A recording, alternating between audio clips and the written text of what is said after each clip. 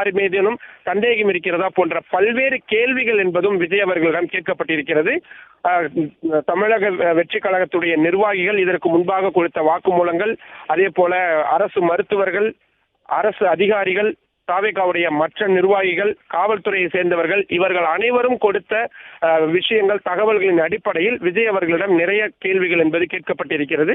விஜயை பொறுத்தவரை இந்த ஒட்டுமொத்த விவகாரத்தின் மைய புள்ளியாக விஜய் தான் இருக்கிறார் என்பதால் அவரிடம் விசாரணை நடத்தப்படாமல் இந்த விசாரணை நிறைவடையாது என்பதனால் அவரிடம் விசாரணை என்பது 2 நாட்கள் விரிவான விசாரணையாக நடத்தப்பட்டிருக்கிறது.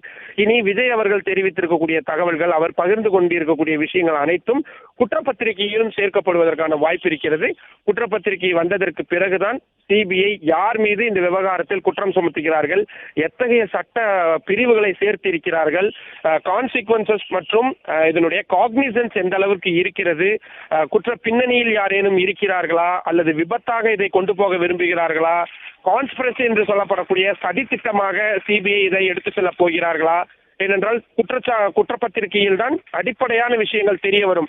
எஃப்ஐஆர், அதற்கு பிறகான குற்றப்பத்திரிகை மீதான நீதிமன்றத்தின் விசாரணை, அதற்கு பிறகான விசாரணை என்பது மிக விரிவான ஒரு காலகட்டமாக இருக்கும். ஆனால் அனைத்திற்கும் அடிப்படை எஃப்ஐஆரும் குற்றப்பத்திரிகையும் தான். அந்த குற்றப்பத்திரிகையின் மீதுதான் நீதிமன்றம் விசாரணை என்பதை நடத்துவார்கள்.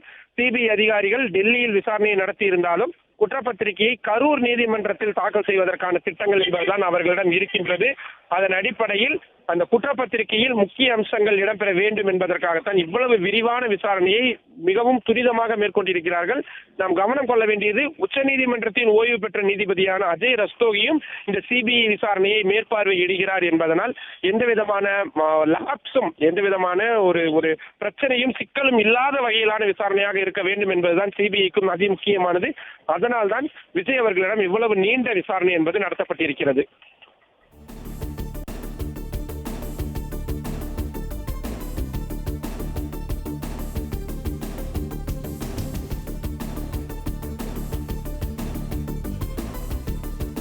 கரூர் பிரச்சார கூட்ட நெரிசலில் 41 பேர் உயிரிழந்த வழக்கில் தவேக தலைவர் விஜயிடம் 2ஆம் கட்ட விசாரணை நிறைவடைந்திருக்கிறது.